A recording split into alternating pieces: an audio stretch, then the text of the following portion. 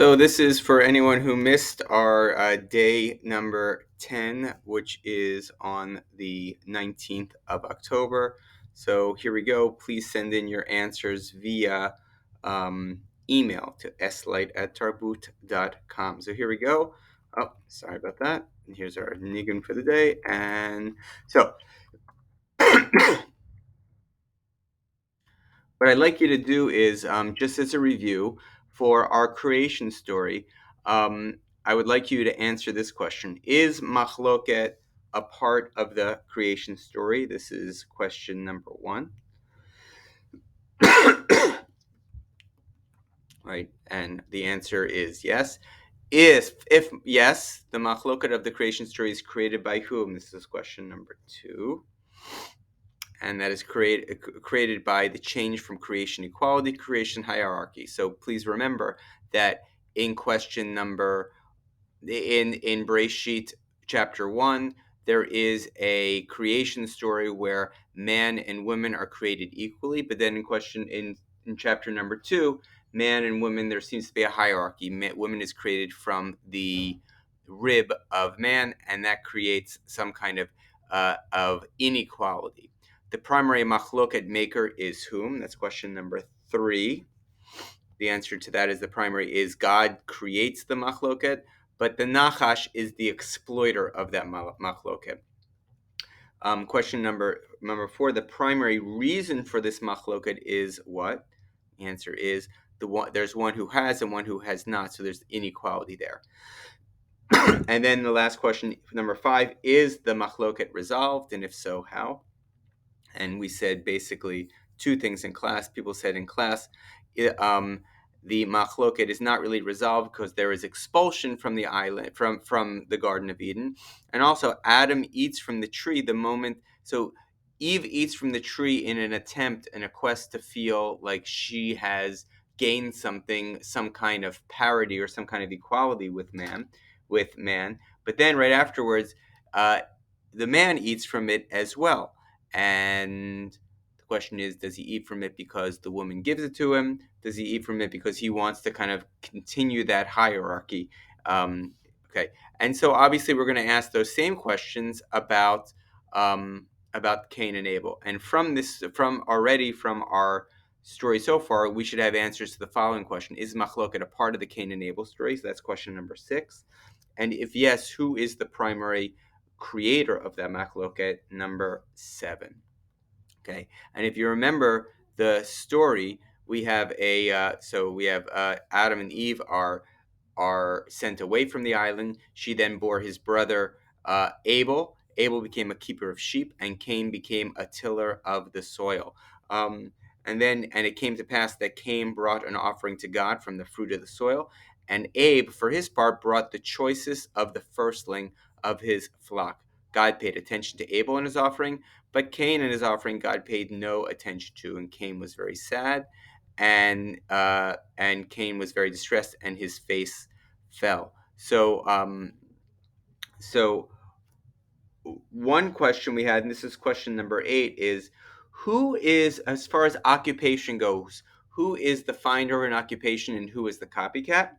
And question number 9, who is the offerer and who is the copycat offerer? Okay. And so this question, why does God accept Abel's offering and not Cain's? Isn't Cain's more authentic? Isn't Abel's a copycat offering? So please answer that for question number 10. And we're going to get a bunch of answers as well and here are the answers from first of all, of the 3 answers given by last year's class, which one do you like best? That's question number 11, and why? And then let's look at all of these different answers to the question. And what I'd like you to do is tell me which answer you like least and which answer you like most. So 12 is which answer you like least, and 13 which answer you like most. Why is Cain upset? Is it because God doesn't accept Cain's offering, or is it because God does accept Abel's offering? That's question, I think, number 14. And here is what God says after he sees that Cain's face has fallen, that Cain is obviously upset. And the question is, what does this mean? Well, God says to Cain, why are you distressed? Why is your face fallen? Surely if you do right, there is uplift, but if you do not do right, sin couches at the door. Its urge is towards you, yet you can be its master. So what do you think, for question number 15, what do you think that actually means? And here are two possible answers for what it means. Which of these do you agree with and why? Question number 16. Okay, there are four questions about the next part of what happens in the Torah. What questions can you come up with? Cain said to his brother Abel, and when they were in the field, Cain set upon his brother Abel and killed him. Then just God said to Cain, where is your brother Abel? And he said, I do not know. Am I my brother's keeper? Then God said, what have you done? The voice of your brother's bloods cry out to me from the ground. So question number 17 is and question. Give me one question. Give me four questions. 17a, 17a and 17b. Okay, so here are some questions we have. First of all, um, um, I don't want to ask that question. What I want to ask is this one right here. What did Cain actually say to his brother? Look at this. Cain said to his brother Abel, and when they were in the field, Cain set upon his brother Abel and killed him. Look at that. There is no answer to that question. There's no answer. There's no, what did Cain say to his brother? We don't have that in the text. It's like, it should be right here. So, what is it that they said? So, first of all, for question number 18, what do you think Cain said to his brother? And the other questions that might be part of this is, why does God say, "Where is your brother Abel?" And if we remember, this question came up before. Would God say this? God obviously knows where Abel is. So, what might be for question number 19 an answer to that question? Rashi actually asked the same question when God was asking Abraham, where are you? And the answer is that actually God wanted Abraham to tell what Adam did that was wrong. And so the similar in this case, God wants Cain to say, hey, I did something wrong. I'm sorry. I made a mistake. But actually, what does Cain say? I don't know. Am I my brother's keeper? So is Cain here saying, I don't know. I don't know. Am I my brother's keeper? In your own words, what would you say, place in Cain's words that kind of summarize, I don't know, God, am I my brother's keeper? What is Cain actually saying to God? That's question number 20. And then this question right here, what have you done? Did you find the question here? The voice of your brother's bloods cry out to me from the ground. Why does it say bloods and not blood? So first of all, what exactly did Cain say to his brother? So we have a midrash right here. We have three different ideas of what Cain might have said to his brother. And what I'd like you to do is give me each of these three have kind of a larger kind of idea of what it represents, right?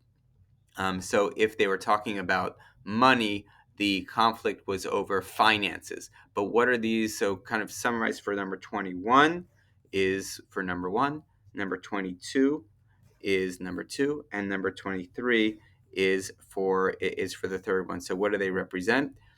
And if I were answering this question, I'd say, oh, this one's about property or kind of ownership of stuff. This part right here is about religion, and this one right here is about sex, right? So we have these three different ideas of what they might have been arguing about. Which one do you think is actually the true one here? That's number 24. And okay, and so let's look at this. Why the plural of blood? So look at this. So then he said, "What have you done? Your brother's bloods cry out to me from the ground." Now, of course, that word is really strange because it should be your brother's blood cries out to me from the ground. So what does it mean, your brother's blood? So for number 25, give me your best guess of what that means, your brother's bloods.